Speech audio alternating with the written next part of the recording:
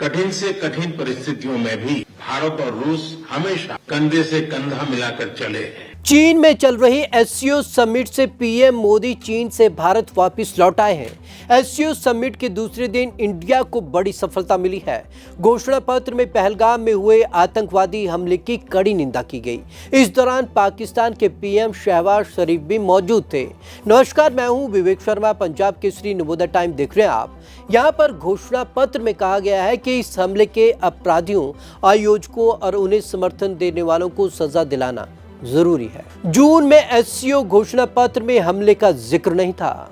इस साल 22 अप्रैल को जम्मू कश्मीर के पहलगाम में पाकिस्तान समर्थित आतंकियों ने 26 पर्यटकों की गोली मारकर हत्या कर दी थी। गौरतलब है कि इससे पहले जून में हुई रक्षा मंत्रियों की बैठक के दौरान एससीओ के घोषणा पत्र में पहलगाम हमले का जिक्र भी नहीं था। इसे लेकर भारत ने नाराजगी जताई थी, साथ ही इस पर साइन करने से इनकार कर दिया था। प्रधानमंत्री नरेंद्र मोदी ने चीन दौरे के आखिरी दिन एससीओ की बैठक को संबोधित किया। इस दौरान उन्होंने आतंकवाद को दुनिया के लिए खतरा बताया। उन्होंने पहलगाम हमले का जिक्र करते हुए इसे आतंकवाद का सबसे बुरा रूप बताया। मोदी ने कहा कि भारत आतंकवाद को पिछले 4 दशकों से झेल रहा है। पीएम के ने सवाल उठाया कि कुछ देशों का आतंकवाद को खुला समर्थन कैसे स्वीकार किया जा रहा है। 40 मिनट चली मोदी पुतिन की बैठक। प्रधानमंत्री मोदी और राष्ट्रपति पुतिन के बीच एससीओ की साइडलाइन में चल रही द्विपक्षीय बैठक खत्म हुई। दोनों के बीच करीब 40 मिनट तक ये बैठक चली। देशों को एकजुट करने का मंच पुतिन। मोदी के साथ द्विपक्षीय बैठक में पुतिन ने खुशी जताते हुए कहा कि एससीओ ग्लोबल साउथ और ईस्ट के देशों को एकजुट करने का मंच है। उन्होंने याद दिलाया कि 21 दिसंबर 2025 को भारत रूस संबंधों को विशेष रणनीतिक साझेदारी का दर्जा दिए 15 साल पूरे हो जाएंगे। पुतिन ने कहा कि दोनों देशों के बीच बहुआयामी रिश्ते हैं और आज की बैठक से इस साझेदारी को और मजबूती मिलेगी। पुतिन से मुलाकात के दौरान मोदी ने कहा कि भारत और रूस लगातार यूक्रेन संघर्ष पर चर्चा कर रहे हैं। उन्होंने हालिया शांति प्रयासों का स्वागत किया और उम्मीद जताई कि सभी पक्ष रचनात्मक तरीके से आगे बढ़ेंगे।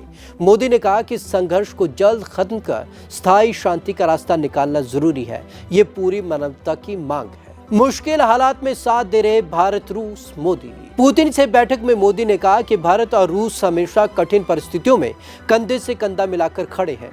मोदी ने कहा कि दोनों देशों का घनिष्ठ सहयोग न सिर्फ भारत और रूस की जनता के लिए बल्कि वैश्विक शांति, स्थिरता और समृद्धि के लिए भी बेहद महत्वपूर्ण है। पुतिन का भारत में बेसब्री से इंतजार। मोदी पुतिन के साथ द्विपक्षीय बातचीत में मोदी ने कहा कि 140 करोड़ भारतीय इस साल दिसंबर में होने वाले 23वें भारत रूस शिखर सम्मेलन का बेसब्री से इंतजार कर रहे हैं। उन्होंने कहा कि पुतिन से मुलाकात हमेशा यादगार अनुभव रहती है और दोनों नेताओं को कई मुद्दों पर विचार विमर्श का अवसर मिलता है। ट्रंप की आक्रामक टैरिफ पॉलिसी के बाद भारत ने जब वैकल्पिक उपायों की तलाश शुरू की तो वाशिंगटन के रणनीतिकारों को ये सोचने पर विवश होना पड़ा कि भारत को जबरदस्ती अपनी ओर हाँकना सही नहीं है।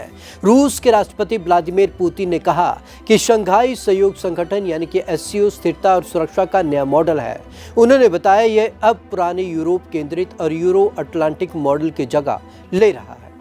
आपको हमारी ये रिपोर्ट कैसी लगी? कमेंट बॉक्स में जरूर कमेंट करें। विवेक शर्मा को दीजिए इजाजत। नमस्कार।